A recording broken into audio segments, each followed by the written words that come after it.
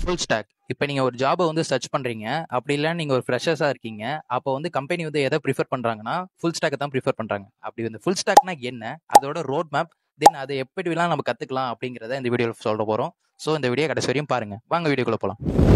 இப்போ ஒரு ஃபுல் ஸ்டாக்னு எடுத்துக்கிட்டிங்கன்னா, ஒரு ஆப்போ இல்ல வெப்சைட்டோ நம்ம டெவலப் பண்ணணும்னா, ஃப்ரண்ட் எண்ட், பேக் எண்ட்னு ஒண்ணு இருக்கும். இப்போ ஃப்ரண்ட் எண்ட்னா எப்படின்னா, இப்போ நம்ம ஒரு வெப்சைட்ல வந்து என்னென்னத்தெல்லாம் நம்ம மேனுவலா நம்ம பண்றோமோ, அதெல்லாம் வந்து என்ன சொல்லுவாங்கன்னா, ஒரு ஃப்ரண்ட் எண்ட் அப்படிங்காங்க. பேக் எண்ட்னு பார்த்தீங்கன்னா, இப்போ நம்ம வந்து ஏதாச்சும் ஒரு லாகின் ஃபார்ம்ல வந்து நம்ம இன்புட் வந்து குடுப்போம்.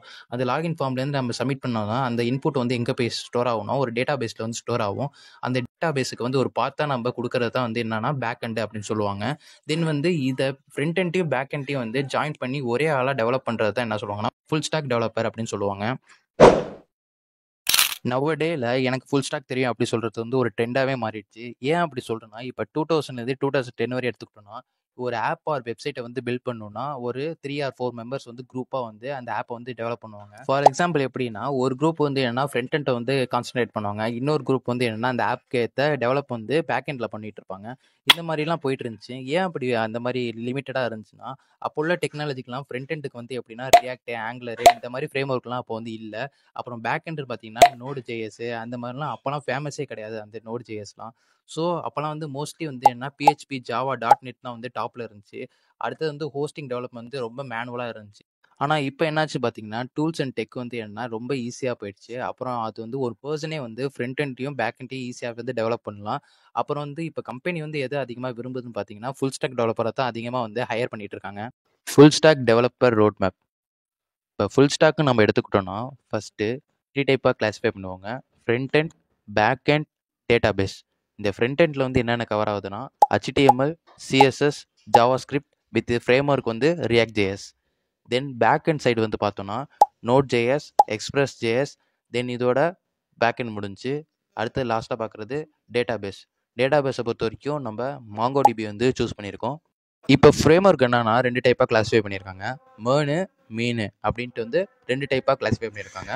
மெர்ன்ல வந்து என்னென்ன கவர் ஆகும்னு பார்த்தீங்கன்னா, MongoDB, Express.js, React.js, Node.js இதெல்லாம் ஒரு செட்டு. தென் மீனை பொறுத்த வரைக்கும் MongoDB, Express, Angular.js and Node.js இதெல்லாம் ஒரு செட்டாக இருக்கும். இப்போ உங்களுக்கு ஒரு கொஷின் வரலாம், என்ன மெர்னு மீனுங்கிற ரெண்டுமே ஒரே மாதிரி தானே இருக்குது, இதில் என்ன டிஃப்ரெண்ட் இருக்குது அப்படின்னு உங்களுக்கு ஒரு கொஷின் வரலாம். இப்போ மெர்னு எடுத்துக்கிட்டோம்னா, இப்போ நம்ம ஃப்ரண்ட் எண்டில் வந்து என்னென்னா React JS வந்து ஃப்ரேம் ஒர்க் வந்து நம்ம யூஸ் பண்ணுவோம். அதுவே நீங்கள் வந்து மீன் எடுத்துக்கிட்டிங்கன்னா, அது வந்து நம்ம ஃப்ரண்ட் எண்டுக்கு வந்து ஃப்ரேம் ஒர்க் வந்து எது யூஸ் பண்ணோம்னா Angular JS யூஸ் பண்ணுவோம். இதான் இதோட ரெண்டுக்கும் உள்ள டிஃப்ரெண்ட்டு. இப்போ வந்து கம்பெனி சைடில் வந்து என்ன பண்ணுறாங்கன்னா, மெர்னை வந்து அதிகமாக வந்து ஹையர் பண்ணுறாங்க. Working of full stack. இப்போ நான் ஒரு எக்ஸாம்பிள் சொல்கிறேன், லைஃப் டைமோட சேர்த்து வந்து ஒரு எக்ஸாம்பிள் சொல்கிறேன். ஃபஸ்ட்டு எப்படின்னா, இப்போ HTML எடுத்துப்போம். இப்போ HTML என்னன்னு பார்த்தீங்கன்னா, இப்போ நம்ம வந்து ஒரு வெப்சைட்க்கு வந்து ஸ்கெலட்டன் ஸ்ட்ரக்சரை வந்து நம்ம பில்ட் பண்ணுறதா என்னன்னு சொல்லுவாங்கன்னா, HTML அப்படின்னு சொல்லுவாங்க. ஃபார் எக்ஸாம்பிள் எப்படின்னா, இப்போ நான் வந்து ஒரு வெப்சைட்டில் வந்து எப்படின்னா, ஒரு இதுவும் கொடுக்காம ஃபஸ்ட்டு சும்மா நார்மலாக எப்படின்னா ஒரு ஃபார்ம் மாதிரி இருக்குல்ல, அது மாதிரி ஃபில் பண்ணுறது தான் என்னென்னா HTML அப்படிங்கிறாங்க. இப்போ எப்படி சொல்லலாம்னா, இப்போ நான் வந்து ஒரு பில்டிங் கட்டுறேன். அதில் வந்து என்னென்னா பில்டிங் மட்டும் ஒரு 4 வால் மட்டும், செவுரு மட்டும் நான் எழுப்பியிருக்கேன். அதில் வந்து எதுவுமே பண்ணல. எப்படின்னா கலரிங்கு, அடுத்த ஷேப் வைக்கிறது, அது மாதிரி எந்த ஒர்க்கும் பண்ணல.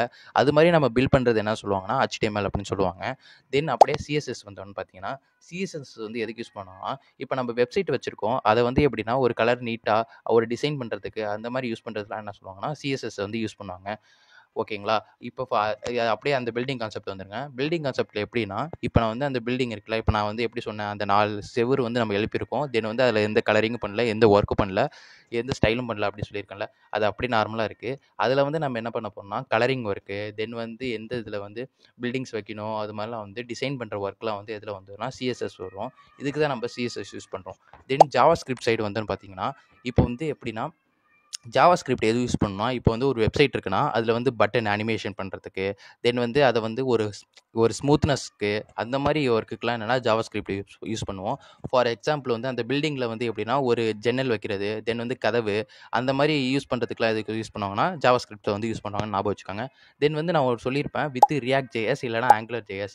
React JS வந்து என்னென்னா, இது வந்து JavaScriptோட பிரிஞ்சது தான். JavaScriptல ஒரு அட்வான்ஸானது, அதோட ஃப்ரேம் ஒர்க்கு. JavaScriptோட ஃப்ரேம் ஒர்க் தான் என்னென்னா React JS. எப்படின்னா, இப்போ நம்ம வந்து ஒரு கோட் பண்ணுறோம்.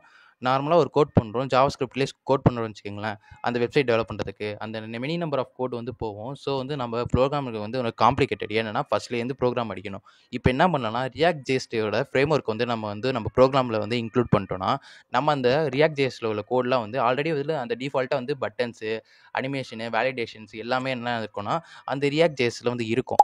அதை நம்ம என்ன பண்ணிக்கலாம், இந்த ஃப்ரேம் ஒர்க்கில் வந்து நம்ம யூஸ் பண்ணி நம்ம அந்த ப்ரோக்ராமில் யூஸ் பண்ணிக்கலாம். ஸோ நம்ம வந்து இந்த இதுக்கு வந்து ஃப்ரேம் ஒர்க் வந்து ரியாக்ட் ஜேஎஸ் இல்லை ஆங்குலர் ஜேஎஸ் யூஸ் பண்ணுறாங்க. இதில் பிரிஞ்சது தான் என்னென்னா மேனு, மீனு அதெல்லாம் வந்தது. ஓகேங்களா? அதே தான் அந்த அனிமேஷன் பட்டனுக்கு அப்புறம் வந்து இந்த பட்டன்ஸ் அனிமேஷன் இதுக்கெல்லாம் நம்ம யூஸ் பண்ணுறது தான் ரியாக்ட் ஜேஎஸ், ஆங்குலர் ஜேஎஸ் பண்ணுறோம். அதெல்லாம் வந்து ஜாவா ஸ்கிரிப்டில் வர ஒரு ஃப்ரேம் ஒர்க். ஓகேவா? இது அப்படியே ஞாபகம் வச்சுக்கோங்க. இதெல்லாம் சேர்ந்தது தான் ஒரு ஃப்ரண்ட் ஒர்க் டெவலப்பர் அப்படின்னு சொல்லுவாங்க.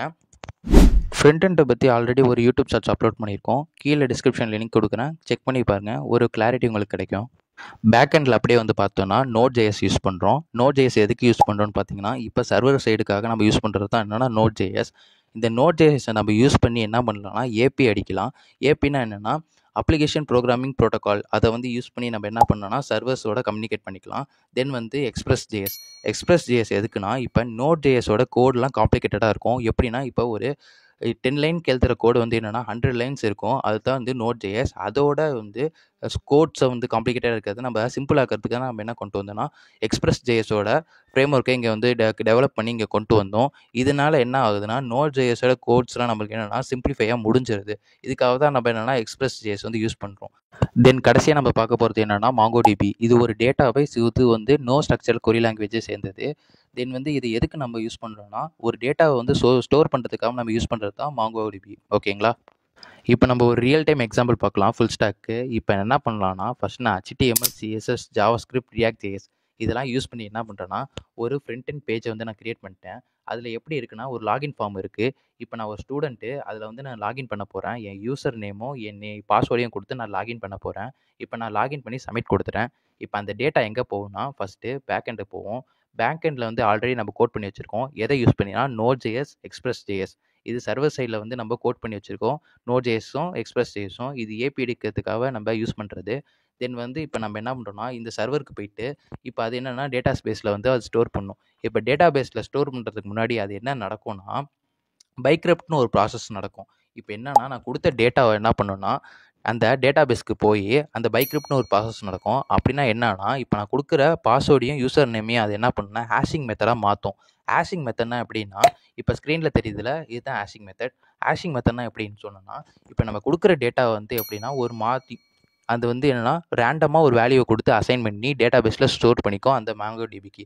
ஏன் அப்படி கொடுக்குறாங்கன்னு பார்த்தீங்கன்னா, இப்போ ஹேக்கர்ஸ் வந்து நம்ம இது சர்வர்லேருந்து டேட்டா பேஸ்க்கு போகிறப்ப வந்து மிடில் அட்டாக் பண்ணி என்ன பண்ணிடுவாங்கன்னா, அந்த டேட்டாவை வந்து என்ன பண்ணுவாங்க கேப்சர் பண்ணிடுவாங்க.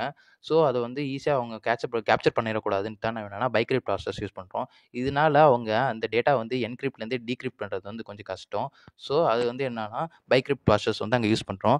அங்கே வந்து டேட்டா பேஸில் எப்படி ஸ்டோர் ஆகும்னா, அந்த ஸ்க்ரீனில் தெரியுதுல அதே மாதிரி தான் அங்கே போய் அந்த டேட்டாஸ் வந்து ஸ்டோர் ஆகும்.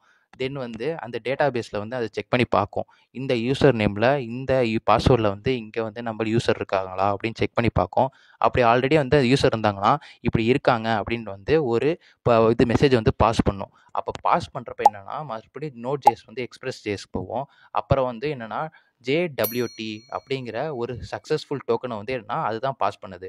என்னது டிபிஎம்எஸ் வந்து என்ன பண்ணுதுன்னா, அந்த JWT வந்து என்னன்னா பாஸ் பண்ணுது. ஓகேங்களா? அப்படி பாஸ் பண்ணதுக்கப்புறம் அந்த ஃப்ரண்ட் எண்டில் வந்து என்ன நடக்கும்னா, ஓகே ஆல்ரெடி வந்து யூசர் இருக்கு போல அப்படின்னு வந்து என்ன பண்ணுன்னா, இப்போ நான் வந்து லாகின் பண்ணல அந்த யூசருக்கு வந்து என்னென்னா அக்சஸ் வந்து கொடுத்துரும். கேரண்டியாக வந்து என்னென்னா அக்சஸ் வந்து கேரண்டி பண்ணிடும். ஓகேங்களா? இதுதான் ப்ராசஸ் நடக்குது ஃபுல் ஸ்டாக் பொறுத்த வரைக்கும்.